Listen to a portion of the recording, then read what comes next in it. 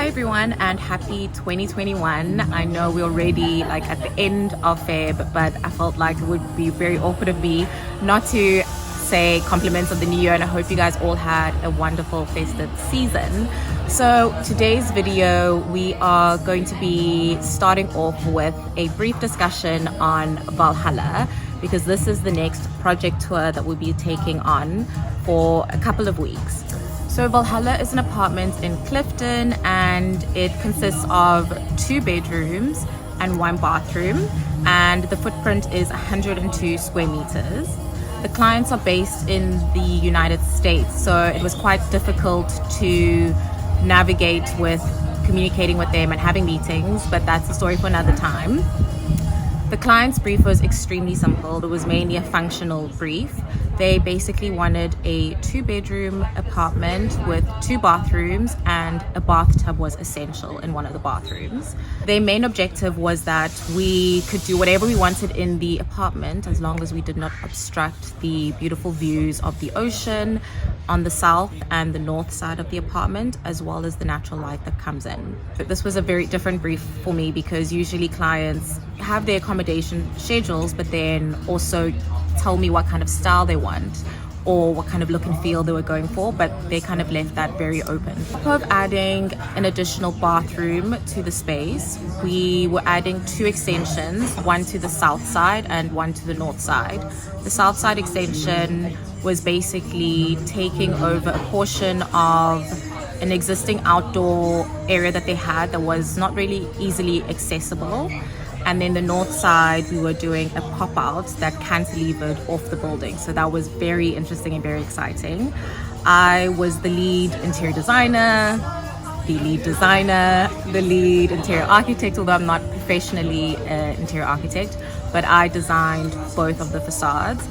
Did not do the details because that's not my wheelhouse, and an amazing architect in the firm, Kervin, was responsible for all the details. For the construction details, by the way. I did all the internal details. Okay, so as I mentioned, the clients were based or are based in the United States. So I'd never met the clients, and I was briefed on the project in 2018, at the end of 2018. And I mean, we're still doing the project until now. So it's been a very long and, I must admit, a bit of a frustrating process. So let me just start at the beginning. So obviously I get briefed and I started on the space planning.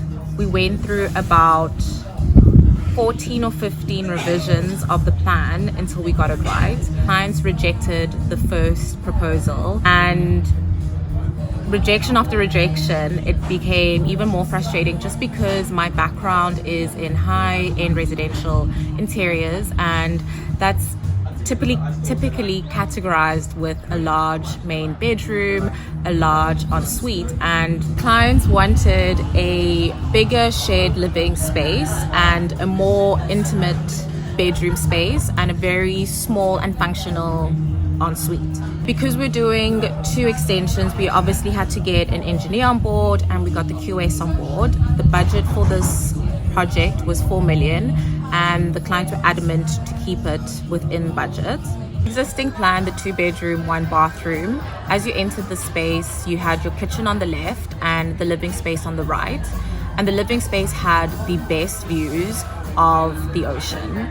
And as you walked further into the space, your 2nd bedroom is in the middle, and then the bathroom was right at the end, and the main bedroom was on the right corner, and that also had amazing sea views. So when designing the space and doing the space planning, I had to keep in mind obviously the views, the incredible views of the ocean. And we went through so many iterations of moving the bedroom all the way to the back where the existing main bedroom was, and utilizing the additional extension to have this enormous ensuite in the south side of the new extension, just so we can maximize on views in both spaces.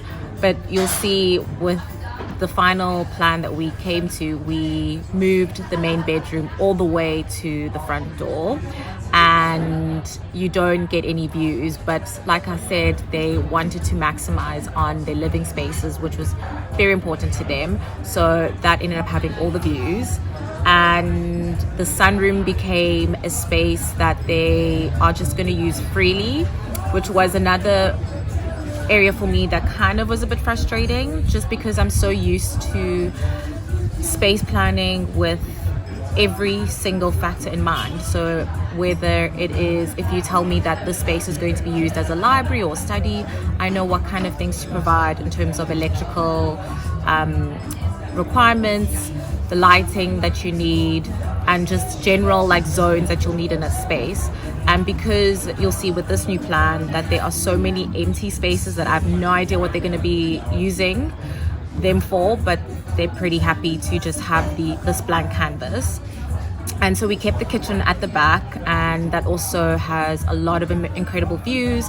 And then the south extension just ended up being a lounge that can convert into a second bedroom with the ensuite at the back. So another roadblock that I stumbled upon was that the clients, after a certain stage, didn't want the QS to go ahead. And so that meant as we developed the plan a little bit further, we became over budget by quite a substantial amount, and I'm going to go into that in another video, not today. This is all about just introducing you to this project. And so that added to the frustration, but at the end of the day, as much as I was frustrated with having to revise and reiterate the plan 15 times, I had to remember that this wasn't my apartment. I was not going to be living there, and I had to remove my ego, my personal preferences, and service the client.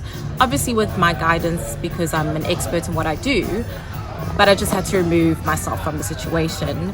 And yeah, now I've started enjoying the project a lot, and I'm sure you guys are going to be excited to see the progress on site and how we went from the existing plan to what we have now.